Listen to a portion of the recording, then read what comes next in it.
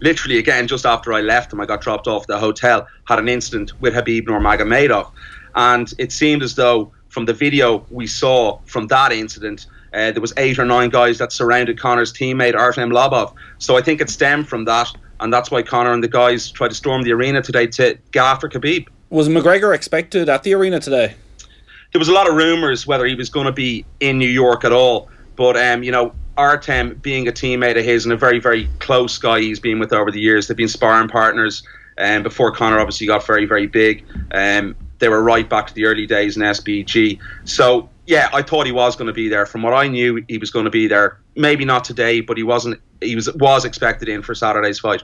You've been talking to some of the fighters then who were on the bus. Like, just how serious an incident was this? Well, this is a crazy serious incident because Dana White has come out straight away and said there's a warrant out for Conor McGregor's arrest. His plane will not leave New York. There's a fighter, as you said, injured, Michael Chiesa. He's sustained lacerations to his face. He's supposed to be fighting Anthony Pettis on Saturday night. So it's a massively serious incident. Dana has said to a colleague of mine, Brett Okamoto from ESPN, that who wants to do business with Conor McGregor anymore? He questioned his mentality, questioned what he might be doing in his recreational time. And, it's not a good look for the sport yet again. And Conor McGregor is the man causing the headlines, and the headlines for the wrong reasons. What sort of time period did this happen in? Was it all over in the space of a couple of minutes, or was there an opportunity for the fighters who were in the bus to stop, to get out, to see what was going on, to go after McGregor? No. There was so many of Conor and his team and guys in his entourage that the UFC security staff were sort of ushering them away, trying to get them away from the bus. But there was objects thrown at the bus. And, the one question I have as well, how were they allowed into the arena? That's what really sticks out to me. The UFC, they knew this incident went down with Artem Lobov and Khabib the day prior. So, what were the security doing? That's what I have to ask. And why were they letting the arena? It's puzzling to me. Dana White said despicable. Why would I, when people asked would he do business again with McGregor? But what you're saying there, security was lax. Ultimately, do the UFC care? Is this a damaging incident for the UFC? Or is this going to be actually one of the main news stories on many of the networks across America, and everybody's talking about Conor McGregor, about Dana White and about the UFC again?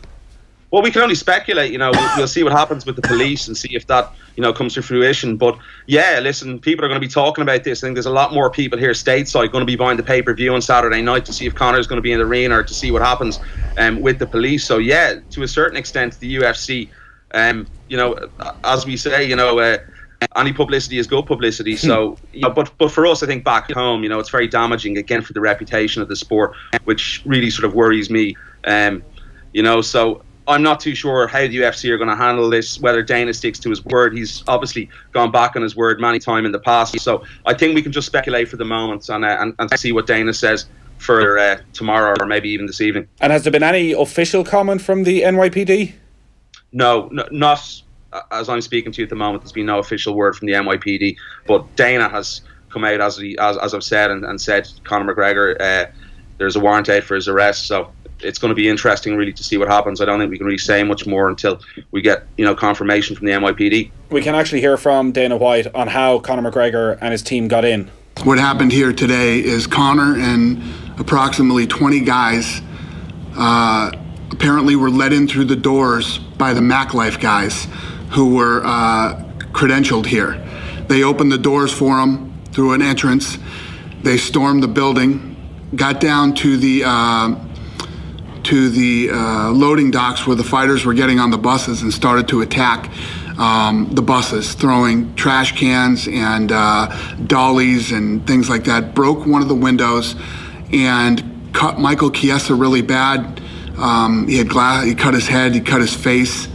Rose Namajunas apparently was almost hit. She's super upset right now and basically left and walked back to the hotel. And hurt one of our employees, broke one of our employees' knuckles, and other injuries, and obviously everybody's shaken up when 30 thugs storm these guys are all cutting weight and getting ready for a fight. This is the most disgusting thing that has ever happened in the history of the company. And there's always a temptation, Niall, when it comes to McGregor, to make light of the situation, to sort of laugh these things off. From what you're saying, from what Dana White's saying, he may have pushed his luck a little bit too far this time. Yeah, 100%. You know, it's been going on. As I said, the Bellator incident, the reported incident the rumoured incident in the Dublin pub. Then we had the homophobic slur. Now we had this. There's just only so much, you know, you can push the boundaries as much as you want, but I think this could be the final straw for McGregor. For me, I think it's a despicable, appalling act, especially, as I said, you know, with Michael Chiesa getting injured now, a guy who's been out injured for quite some time, making his return to the octagon. You know, he's jeopardising other people's safety when he's doing things like this, and it's just not acceptable. Niall, great stuff. Thanks a lot for taking the call. Niall McGrath there from Off the Ball and from Severe MMA, joining us from New York City. We will keep you updated with any of the latest developments as the show goes on, and also tomorrow morning from 7:45 a.m. on OTB AM. One more chance for our competition. All this week we have teamed up with Carling, the official beer of the Premier League. We're giving you the chance to win all of this: tickets to a Premier League game of your choice next season for you and a friend, return flights, accommodation, and 250 quid to spend. To be in with a chance of winning, just identify our mystery voice who says Jack Nicklaus is still buzzing after his grandson had a hole-in-one in the Masters Par 3 competition. I believe that Jack at the moment is in the best form I've seen him for a long time. Text the word league, your name and answer to 53106 for 30 cent. We'll be picking the eventual winner at our Carling Roadshow this Saturday in D2, where we'll be watching Manchester City against Manchester United with some football legends. John Giles and Clinton Morrison are going to be there. If you and your mates would like to join us, you can get your tickets at offtheball.com/events. Terms and conditions apply, and as always, remember to drink reasonably. Visit drinkaware.ie. At the Masters, Henrik Stenson, Charlie Hoffman and Adam Hadwin lead the way on 4 under par, but Jordan Spieth has just rolled in an eagle putt at 8 to get to 2 under par. Rory McIlroy on 1 under par through 8. Updates on that throughout the evening as well. But up next, and right now in fact, it's the Football Show. The Football Show on Off the Ball. Brought to you by the BoyleSports app. Cash out and in-play betting available in the App Store and Google Play Store. I'm prepared to do anything I can to play for my country again. Do it then. What about your start to the game? It wasn't bad, was it? Why should an honest answer be a mistake? How can a modern day manager not have a mobile phone? Why should he? So we're going to talk to the great Clive Tyldesley in just a few moments' time about his career, about that night in Barcelona, about Istanbul, Wayne Rooney, and his former life when he was working in Radio City in Liverpool, and he covered both the Heysel and Hillsborough tragedy. So that coming up very shortly. 53106 is the text number. As always with the Football Show, you can watch us on any of our social channels, on Periscope, on facebook.com/offtheball, or youtube.com/offtheball. Do get in touch, 53106 at offtheball on Twitter. Kev is here. How are you? I'm very good. Would you like to be said of you, the great Nathan Murphy? Yes. In a few years' time. Would you like that to be said of you? No, I wouldn't. No, really? I wouldn't. That's just strange. Why not have some aspirations? Have some goals. Is that a goal? Or are you just frustrated that after 110 caps for your country, we're still not calling you the great? People do call you the great Kevin Kilban. No, I think they do. No, well, that's self-indulgent if you actually want that to be said of yourself. Anyway, that's another day. It just comes naturally sometimes. Yeah, when you are self-indulgent, that's correct. What's going to happen? You've been watching Arsenal? I have. Absolutely outstanding football. They've been playing tonight. 4-1 up, second half, 53 minutes into the game. 2 for Aaron Ramsey, 2 for Lacazette. Aaron Ramsey's second goal in particular with typical Arsenal, beautiful football being played, a lovely through ball from Mesut Ozil, but the touch, Aaron Ramsey's touch, was just sensational. Akinfeev, the CSKA keeper, coming out of his goal, and it was almost like on the side of his foot. He sees him coming, and it was just a sensational finish from him. Real top class goal, and Arsenal have been having it their own way. It's been excellent first half for them. Yeah, on his day, Aaron Ramsey can play like... Could have had a hat-trick, as well. He missed. He actually had the ball in the net a third time, but it was disallowed for offside. He seems to have the ability to be one of the best midfielders in the Premier League. He can go box to box. He has that goals in him. He can really strike a ball. He has a range of passing as well, and he can play a bit deeper if he wants. Yeah. He can sort of play that Kevin De Bruyne role. Is it just a bit of consistency he's missing? I certainly don't think he's got the passing range of Kevin De Bruyne, but no, you're right. I think he's a better a player arriving beyond attacking players than Kevin De Bruyne. I certainly think that's one of his strongest aspects, of getting beyond strikers, getting into positions, goal scoring positions. I think you watch him, and I know that he has done it once. I think he scored 20 goals one season. He probably hasn't scored goals consistently enough. I mean, you mentioned the word consistency there. I think that can be said for a number of Arsenal players. Mesut Ozil tonight has been sensational. It's a game that suits him tonight. He's got a bit more freedom. There's no real pressure being put on him, and he's able to pick passes out. But Arsenal have looked very, very good in that first half. CSKA are probably, well, not even probably, certainly the worst team left in the competition. Yeah, I'd go with you there. So they're 4-1 down. Arsenal, they can rest players if they want for the second leg. We've got Arsenal, by the way, live against Southampton at the Emirates. Myself and Ray Houghton are going to be at that. It's also worth noting as well, Atletico Madrid are 2-0 up against Sporting Lisbon. Lazio have just gone in front against Red Bull Salzburg. They're 2-1 up now. And Leipzig are 1-0 up against Marseille. So Liverpool 3, Manchester City 0. You spoke about this in depth last night with Richard Dunn, with Kenny Cunningham. Was this everything Jurgen Klopp has been working towards for the last 2.5 years coming together in one 45-minute spell? Yeah, it was. They've had some big nights there at Anfield under Klopp. Big days, big games. You and I were at Anfield in January when it was just, that atmosphere was just absolutely sensational, and I think we saw it last night again. It's everything that Jurgen Klopp says. Jonathan Lewis wrote a piece in The Independent today, and the one thing that stood out from that piece was today that so often we'll even come on here yourself, and as commentators, when we're commentating on games, we will read out certain stats. There's not too many stats that you could assess that game and get any sort of predictability or get some idea from the game. That game was about Jurgen Klopp setting his stall out to go, I tell you what, we're going to run them off the pitch, we're going to go and press them high, we're going to go and stop them playing. And maybe in answer to your question, yeah, I think that was exactly the way that Jurgen Klopp sees his side playing, particularly the first 45 minutes. It is Merseyside derby weekend. You've played in your fair share of them. Have you ever been intimidated by the crowd at Anfield? I wouldn't. I genuinely wouldn't say intimidated. No, I certainly haven't witnessed that going into Anfield that the Man City players, or I certainly haven't experienced it that the Man City players experienced last night. And to be fair, I've not really witnessed it a lot. We've not really seen that sort of intimidation before a game before. But big games like that, Arsenal, Man City, I suppose, did buckle a little bit under that sort of pressure. At Anfield, certainly for a Merseyside derby, it is hairs on the back of your neck. It's just outstanding, and that's whether it's at Goodison or at Anfield. I do have to say that genuinely, but the atmosphere at Anfield is very, very special. It is. Do all players thrive, say from the home side's point of view, so from Liverpool's point of view, do all players thrive in that sort of atmosphere where the crowd are behind you, where they're not picking at every pass, where they just want to see you lunge into tackles and get the ball forward quickly?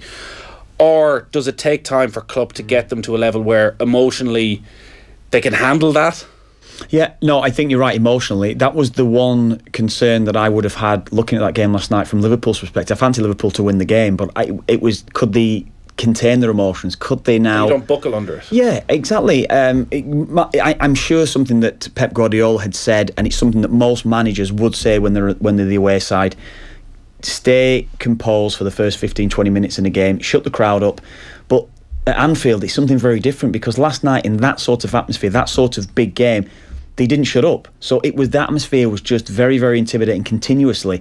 And I think certain opposition players can buckle under it, because you see they're on the ball and that screaming that's gone. It's difficult to actually be composed, settle yourself down, make those 3 and 4 passes that we see the Man City players continuously make, and when they get momentum from that's where they usually get the goals. They weren't necessarily able to get that momentum last night. So should Guardiola have been able to recognise that 15-20 minutes into the game? Well, he's not going to change his game plan though, is he, Ned? That's the thing. And something else we spoke about, Richie and I, last night before the game.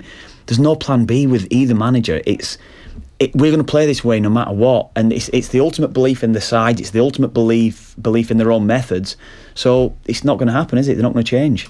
All right, we're going to take a very quick break. We'll be talking to a man who was at that game and commentating on it last night. Clive Tyldesley is up next. Football on Off the Ball. Brought to you by the BoyleSports app. Cash out and in-play betting available in the App Store and Google Play Store. News Talk Breakfast.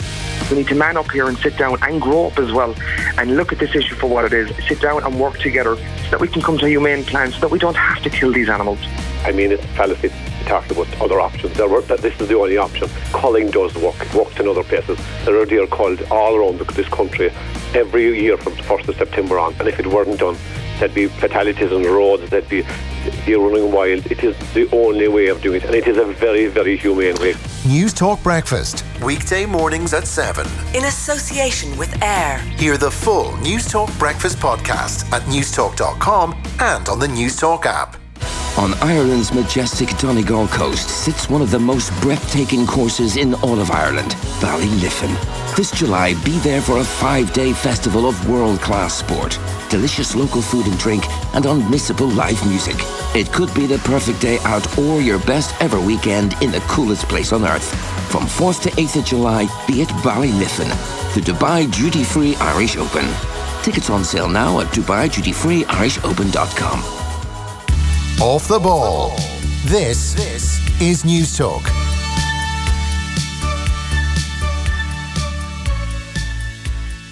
Can Manchester United score? They always score. The big goalie's coming up. Peter Schmeichel is forward. Can he score another in Europe? He's got one in Europe already. Beckham. In towards Schmeichel. It's come for Dwight York. Cleared. Giggs with a shot. Sheringham! Name on the trophy. Teddy Sheringham, with 30 seconds of added time play, has equalised for Manchester United. They are still in the European Cup. As things stand, we will go into extra time with a golden goal hanging like a massive shadow over this final, unless Ole Solskjaer can conjure up another. You have to feel this is their year. Is this their moment? Beckham into Sheringham, and Solskjaer has won it! Manchester United have reached the promised land. Oh, I think he nailed it. Clive Tyldesley, good evening. That was my dad, you know.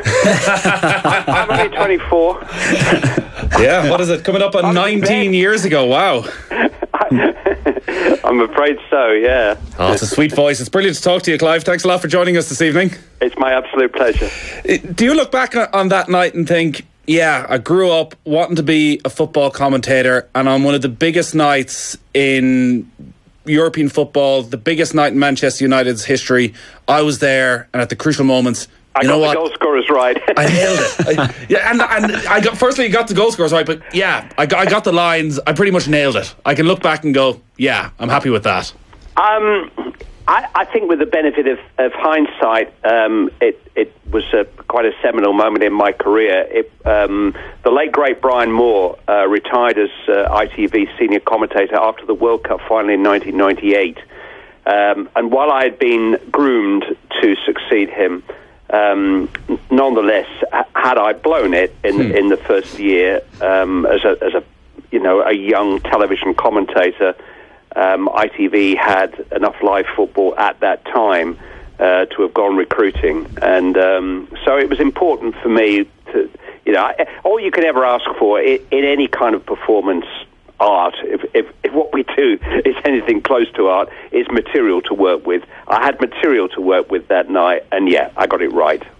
There was a great calmness, a great steadiness to your voice that night as it was all kicking off. Reminiscent in some ways of Brian Moore at Anfield that night, and it's up for grabs now. This seminal moment where everybody's going absolutely wild, but you're actually, it seemed, quite calm. It wasn't quite Martin Tyler, Aguero just losing his mind. Actually, it seemed as though you were almost taking it down a notch. You could have gone to another level if you wanted to. I think two things. One, it wasn't a great game, It was a great achievement to complete the treble. The greatest quote that we've ever heard in a football interview, "Football, bloody hell," Sir Alex Ferguson after the match. But they struggled on the night, and Bayern Munich should have put them away in the last 10 minutes. They had two fantastic opportunities to go 2 and 3 goals up. So I guess it wasn't. It wasn't a building crescendo. There were just 1 or 2 signs in the 4 or 5 minutes before it happened of them starting to find a bit of goal threat, but they'd had very little all night. So I think that's part of it. But I think if I'm proud of anything that I did that night, it's actually the pauses between shouting the goal scorer's name and Solskjaer has won it, and then that bit of thinking time you give yourself to try to give the moment some kind of stamp that it all goes back to Ken Wolstenholme really in '66, which is the best material that any English football commentator has ever had to work with, and he nailed it. And he nailed it almost because the line that he fed himself demanded another one, and he found that line at that moment. You know, some people are on the pitch, they think it's all over, and blow me down just at that moment. Jeff Hurst sticks it in the net, and the line is written for you. And I think it was a little bit like that. Just the dramatic nature of the climax almost made you think, gather your thoughts just for 2 seconds, and say, what does this mean? Name on the trophy, reach the promised land. That you can't get anything better than completing that treble in the space of 2 weeks. Yeah, that's something, Clive, I wanted to ask you about. You say you've spoken about those big moments, the big games, the calmness, getting your words right, even the silence. But did you ever have any of those lines, those one-liners, even the words a little bit premeditated? How early in the week did you think about maybe going into the games, your commentary going up to that match, and the lines that you might use at certain moments? Did you ever have that, or was it just, as you say, in the moment? Well, you can't prepare for that. I mean, there's no way you can prepare for what happened. What I do prepare at cup finals, and I prepare them more for the presentation commentary than I do for anything that happens during the game. I usually, for that particular game, I would have had a sheet of paper which just said Manchester United win, Bayern Munich win, and a list of kind of achievements that, first English team to win since whatever, and maybe name the the captains of the English teams who've gone up to collect the trophy in the past, follows in the footsteps of. So that's that kind of preparation is there for you, and maybe even just editorialise it, what it means to win a treble, the other great clubs in Europe that have won the same treble in their countries, and so on and so forth. So in terms of preparation, in that sense, I would have had all those facts ready, but they would probably have been used more in the moments when Peter Schmeichel lifted the trophy. You can't. I think what you do is, and funnily enough, I was at Anfield last night, and my 23-year-old son, who's a Liverpool fan, came with me, and on the way back he was saying it wasn't. I said, "Was that your best night ever at Anfield?" And he said, "Oh, I think Lovren's winner against Dortmund, which is 2 years ago now." And I remember thinking during that game, when they got back within one, what will I say if they get a winning goal? I think you're just thinking that within your mind with 5 minutes to go. You know, if they complete this comeback and win it, what will I say? But that's as much preparation as you can do for the actual drama of the moment. The line, "Can Manchester United score? They always score." What's the story behind that line? It was nicked from an Irishman. It was nicked from an Irishman from Preston.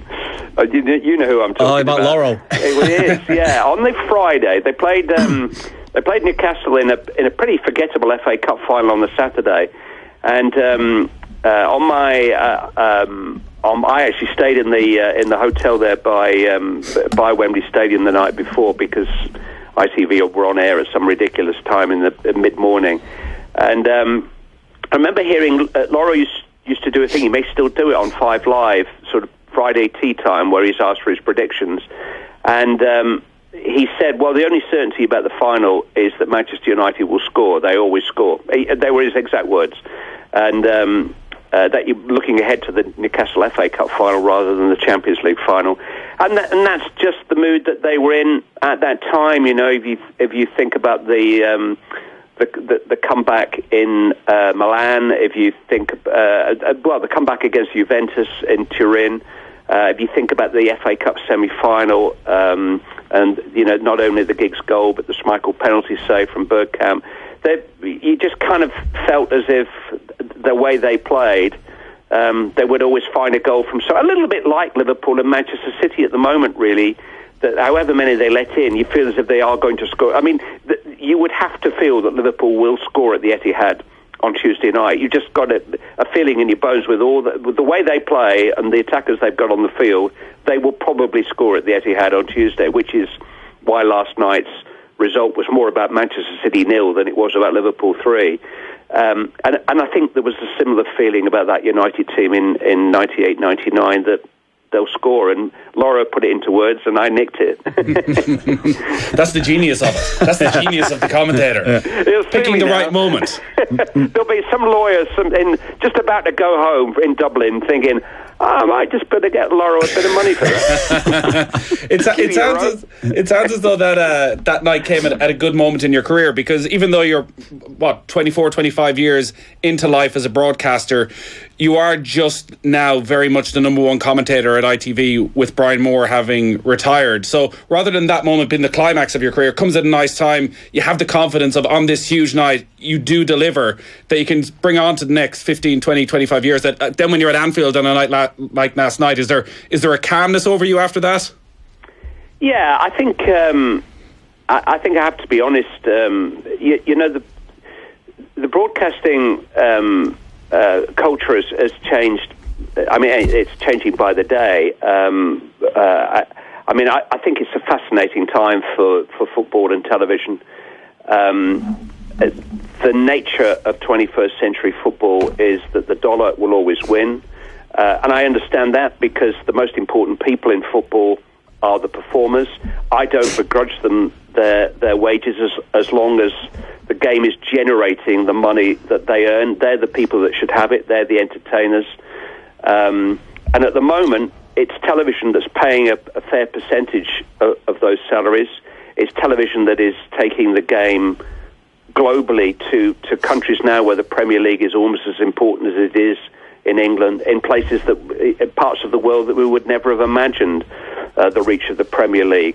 Against that, the reach of the game into UK households, and I know the same is happening in Ireland, is actually quite limited. The peak audience for last night's game was under 2 million, and because it was on BT Sport, and because the percentage of UK homes that have access to that is actually still quite low. And so organisations like UEFA have got to be careful that their biggest brand doesn't start to disappear amid the desire to cash in, while it's the most prestigious club competition in the world. So what I'm finding now is that as a broadcaster with terrestrial television, I'm doing less and less live television. And that's where the buzz comes. Let's face it, live broadcasting is where the real buzz comes. It's great to be there. I commentated as a live game.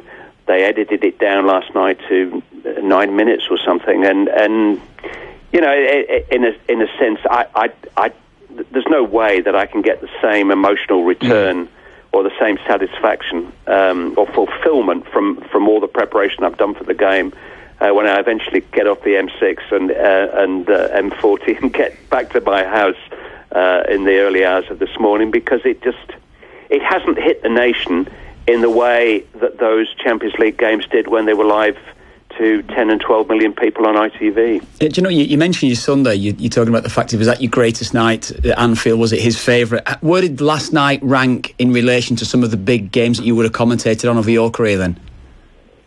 I think that when people ask me best atmosphere, I think there are certain atmospheres abroad which are just different. If you'll have experienced big nights in Turkey and Greece, and it's just different. But Celtic Park and Anfield on European nights take a little bit of beating. They really do. Now, if I was really pushed, I think Parkhead might just have the edge on a big European night. Liverpool's got more. It's less raw. I mean, I'm not talking about the incidents before the game last night, which actually totally unrelated to football passion. It's just criminal activity. It was ridiculous the way it was all whipped up to give Manchester City a reception, and that's what we got. And sometimes we've got to watch the hyperbole in sport, let alone just in football, because the consequences can be pretty dire. But within the stadium last night, Liverpool has a wonderful theatre, almost a melodrama, I think, about a big game at Anfield. All those incredible banners on the Kop. It makes you wonder how many hours and days people have spent. The particularly haunting image of Bob Paisley, which has been on a flag there for years and years and years. And so there is that sense of occasion, I think, at Celtic Park and Anfield, which almost demands a show. You know, put on a show for us. Like we're putting on a show for you, you put on a show for us. And if every manager has a game plan, which is actually, every manager will imagine how he thinks a game might pan out, and then he'll imagine how he would like the game to pan out, and he would hope that somehow he can push more towards the latter than it was the former. That must have been pretty close to how Klopp imagined it last night, because Manchester City were always going to have the ball. We knew that. They'd had 82% possession at Goodison on Saturday. So even against Liverpool, they were going to have more of the ball than Liverpool. But Liverpool's concentration without the ball was so much better than it has been at times in the last 18 months. And then when they get the ball, they are just devastating, particularly in a counter-attacking situation. And to have the luxury of counter-attacking in front of your own fans, particularly, I'm sure Vincent Kompany thought he won a little battle when he won the toss and made Liverpool attack the Kop end in the first half. Wrong. They made the first half the second half, didn't they? And to be 3-up in half an hour. And Klopp would have wanted the game over then. I mean, Manchester City 0 was the key to the night. But to have a 3-0 lead and to see it out as comfortably as they did, you know, I think the chance that Sané had at 1-0 was about it for City. I mean, they had a good penalty appeal in the second half, but I mean, it actually, if all the chances in the game had been taken, it could have been 6-2, couldn't it? Yeah.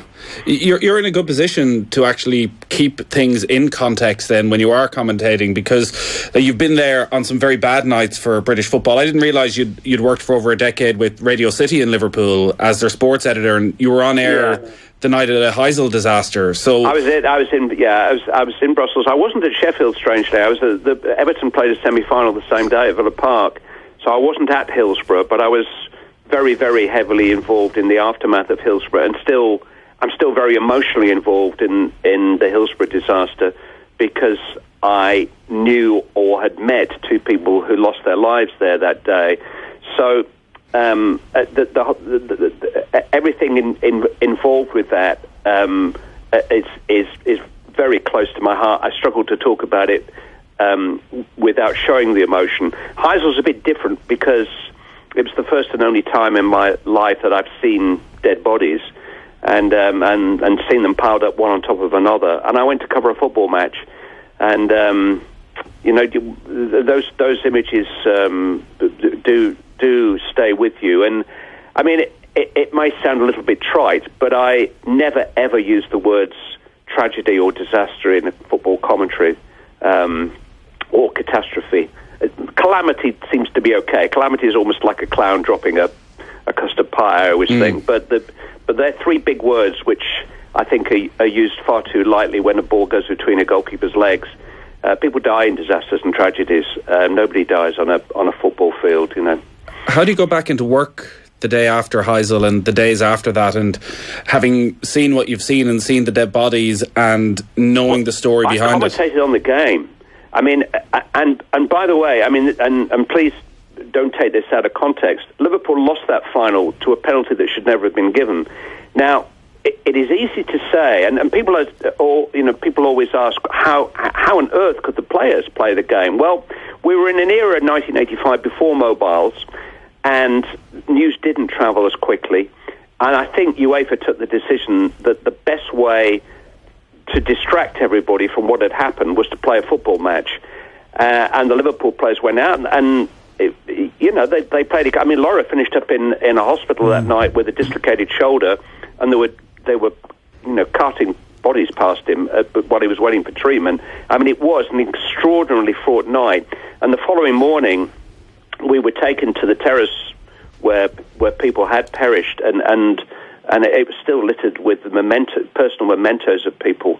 So it was a hugely traumatic experience, but weirdly, and I'm almost embarrassed to say it, and I almost need some analysis as to how and why I did commentate on a football match as if it mattered. I really did. I know I did. I didn't just toss it away.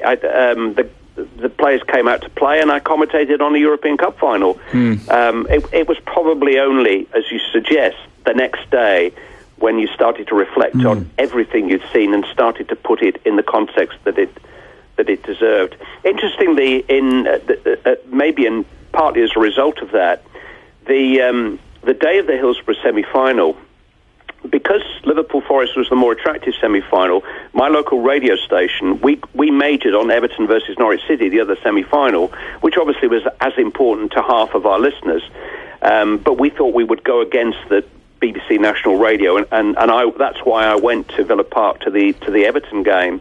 And news came in. I was commentating on the Everton game, and I handed back to the steward because they said, this has happened, and so on and so forth.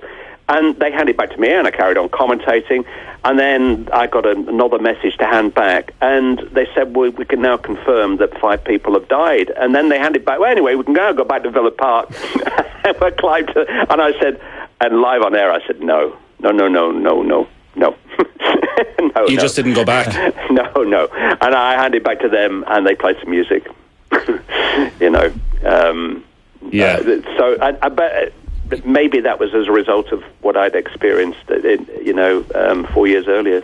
Well, at least in that way, you've no regrets of, as you say, waking up the next day going, we just commentated on an hour of an FA Cup semi-final, knowing because at Heysel, as you say, there was no real way of knowing what actually was happening. No, until that, which is why I went down to see, and the very fact that.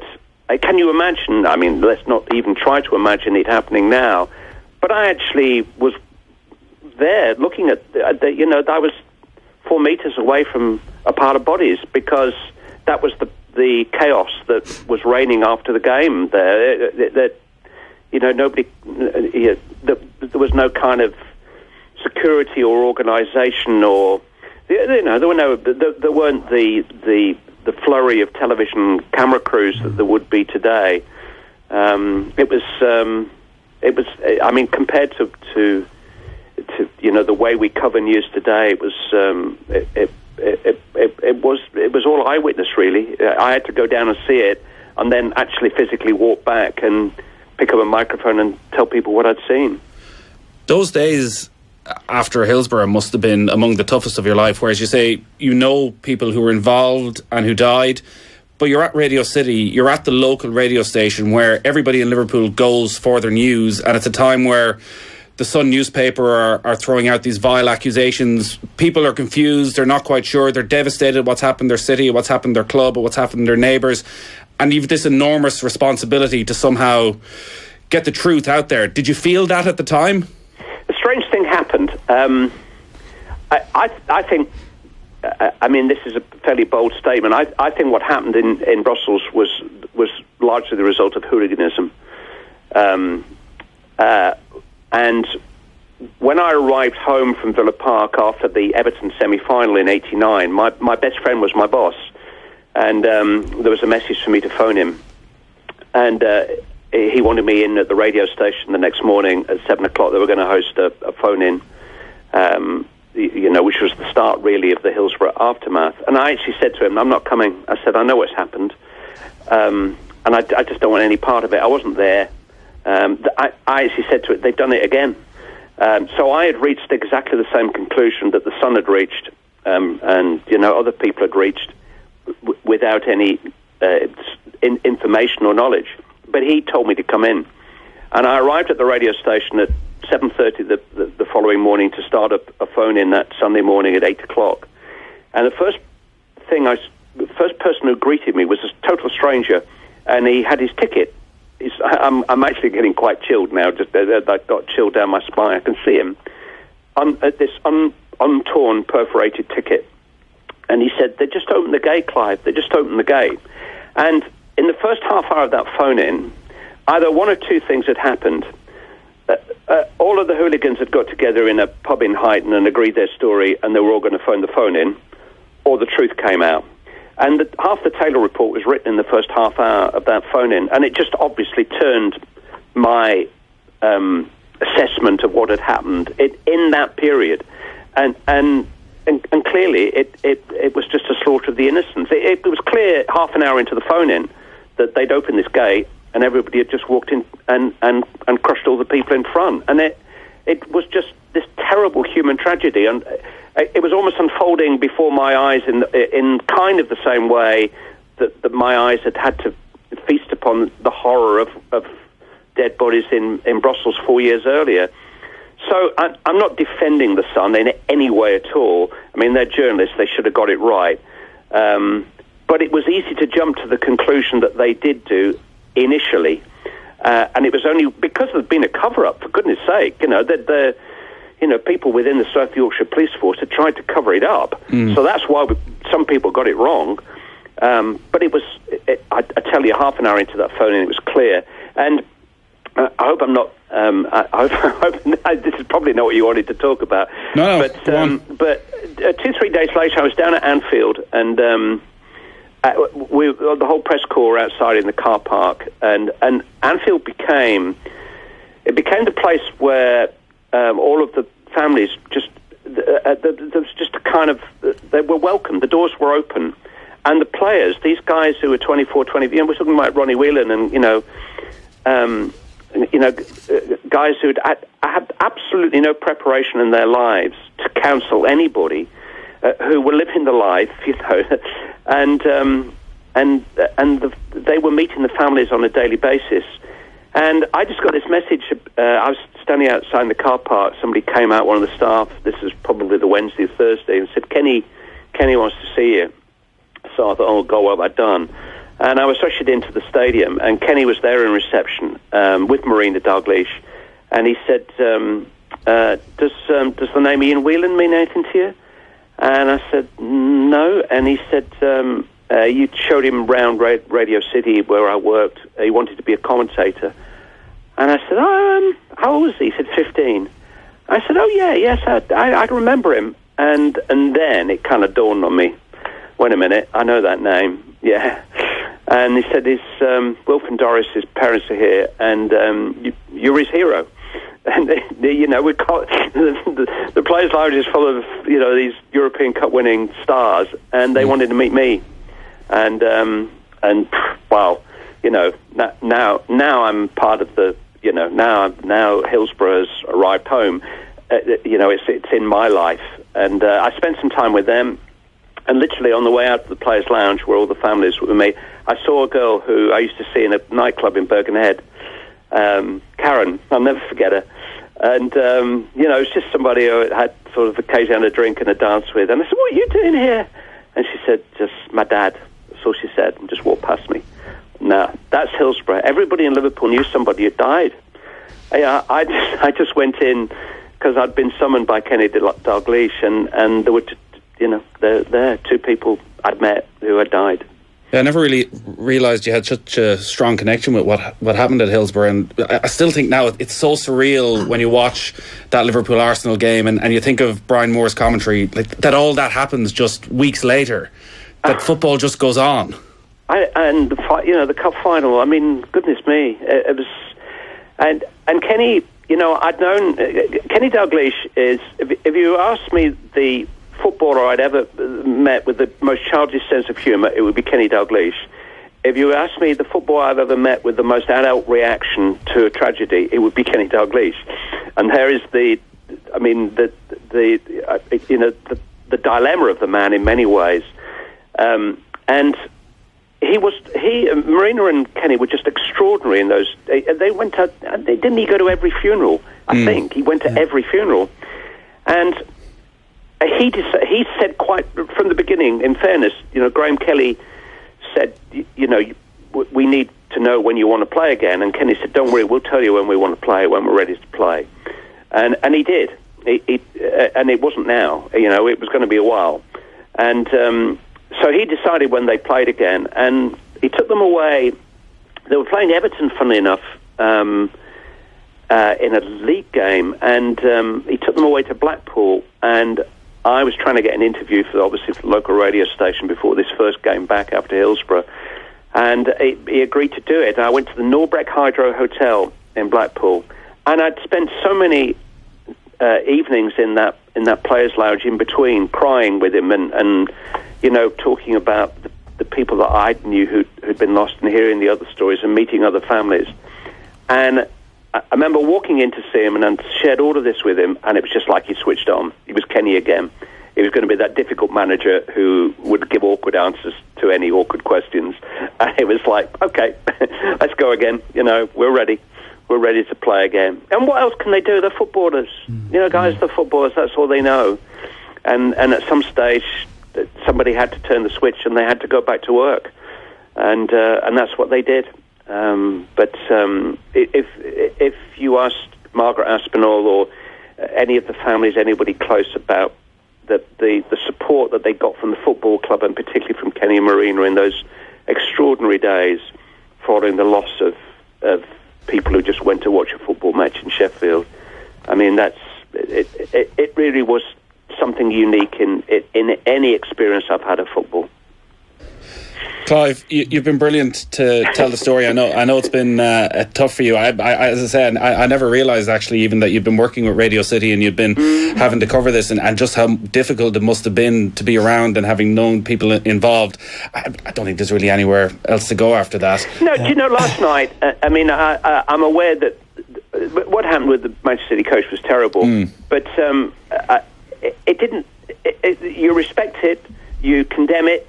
And who knows, there may be some punishment for it, but then you get on with it. It doesn't spoil your night. I mean, fortunately, the coach was damaged, but none of the wonderful athletes inside it were. But it is football's warts and all. I mean, you've played the game, and it is the stuff happens which shouldn't happen, but it's kind of life there. That's kind of why we love it. It kind of everything comes out, all our emotions come out. Totally sane people behave in an insane way during the course of but the reason I've got a job is because nobody's rational during the course of a football match apart from the commentator. You haven't listened to our commentaries. Yeah. I probably would say on that note as well that we do actually have a young budding commentator beside me in the office in the studio here tonight. I was just maybe that young to me, does he? Yeah, he is. Yeah, he certainly does look up to you. He does. Yeah, Nathan Murphy. Remember the name. You mentioned earlier on it's a different industry now as well. What sort of advice would you give a young commentator that was coming into the industry now to try to progress in some sort of way? Same as I would, if you were 15 years of age and trying to make your way in football, bring yourself to the party. Watch others, learn from others, listen, take advice, study, but bring your own personality. As a footballer, you've got to bring your own personality onto the field. Don't copy. You learn, but don't copy. Bring yourself to the party. Commentate as Nathan, as he called, commentate as Nathan. That's the most important thing of all. Prep like Clive Tyldesley or John Motson or whoever you look up to, but when the red light comes on, be Nathan. See, exactly. That's a motto for everybody in life. When the red light comes on, be like Nathan. I'm always bringing my personality. He tells me not to bring any of it. He's like, just do a job. Just tell us what's happening on the pitch. Keep your personality to yourself. I've never met a Dubliner with no personality. Oh, he's a Mayo man. He's not a Dubliner, this lad. Clive, thanks a lot. It's been brilliant talking to you. It's my absolute pleasure. See you soon, guys. Clive Tyldesley there. Brilliant to talk to him. We're going to take a quick break. Off the Ball on News Talk. At Dunnes Stores, healthy eating is even easier with our Better Value 6. 6 fresh fruit and veg for only 49 cents each every week. This week's Better Value 6 includes butternut squash, garlic and butterhead lettuce. Plus, save even more with our €10 off every €50 grocery voucher. Dunnes Stores, always better value. Terms and conditions apply. See in store for details. Minimum spend required.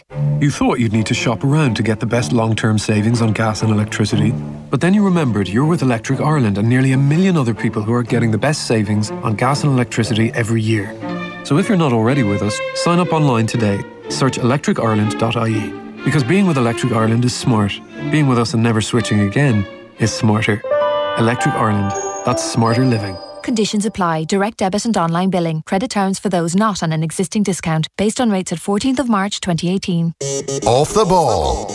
This is News Talk. Welcome back to the football show. Bloody hell, lads. Not the interview I expected. Wow, from Adrian. Yeah, it was good, wasn't it? Great man, Clive Tyldesley. Yeah, very good. In a very difficult position as a sports editor around Heysel and Hillsborough, and you can tell from listening to him just how affected he was. Yeah. Kenny Dalglish, what a man. Yeah, I know. I was on a flight with him a couple of weeks ago, actually. He was great, him and his wife, and it was he was having a bit of a laugh at me. Did he say, what's her name again? Yeah, he did. Well, a bit like that. Yeah, we all have that.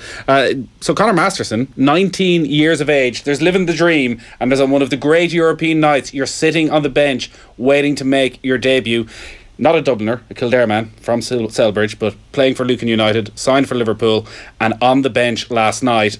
RTE's Tony O'Donoghue asked Jurgen Klopp after the game how Conor Masterson reacted when he got the news. Conor is a good boy, so I seen him place in our U23. Meanwhile, was captain of the U18. Very confident. I'm not sure if that's typical for Ireland, but when I said him this morning that he will be in the squad, he said, "I'm ready, man." So that's cool. I'm ready, man. Yeah. It's great, isn't it? It's great, yeah. Really He's good. obviously hugely talented. I know it was a big deal for a teenager. He was the most sought after teenager of his age group. He's already playing for the under-23s, captain of the under-18s. I know there's been a lot of speculation maybe he might move, that a young player at Liverpool, when Dejan Lovren is sitting on the bench at 30 million quid, you're not going to get too many opportunities. But you need a little bit of luck. He could well play in the Merseyside derby. The potential, yes. Matip out, a couple of injuries that they've got around the place. Klavan, there's a chance. Certainly, you're looking at him to be on the bench this weekend anyway. So it's a big one for him. Yeah, the Merseyside derby live here on Off the Ball. Myself and Alan Stubbs will be at that on Saturday morning. We have the Carling show around the Manchester derby, and then Sunday we have Arsenal against Southampton and Chelsea against West Ham. Double header of Premier League games. OTBAM back tomorrow morning, 7:45. Facebook, YouTube, Periscope. Owen and Adrian talking about Conor McGregor's arrest warrant. Yes, you heard right, an arrest warrant in New York. Kelly Cunningham in studio as well. Tomorrow night we'll have Tommy Walsh looking ahead to the hurling. Crappy quiz, more McGregor chat as well. Earlier tonight we asked you to identify our mystery voice. I believe that Jack at the moment is in the best form I've seen him for a long time. It is, of course, Arsene Wenger. And congratulations to Suzanne Stapleton, who's in with a chance of winning a pair of tickets to a Premier League game of her choice next season, along with return tickets, return flights, accommodation, 250 quid to spend as well. We'll announce the winner this Saturday in D2, where we'll be watching Man City, Man United with some footballing legends, John Giles and Clinton Morrison. Brilliant. That is where you want to be on Saturday evening. I'm with you. Gilesy and Clinton together at last, covering the Manchester derby. It's all thanks to Carling, official beer of the Premier League. Tom Dunn is up next. Kev, thank you. Good man, as cheers. always. Good night. We'll talk to you tomorrow. Good luck. Give him a ball and he out of grass. He'll give you a move for the perfect pass. Give him a ball and he out of space. He'll give you a move with godly grace. Rat-tat-tat-tat-tat.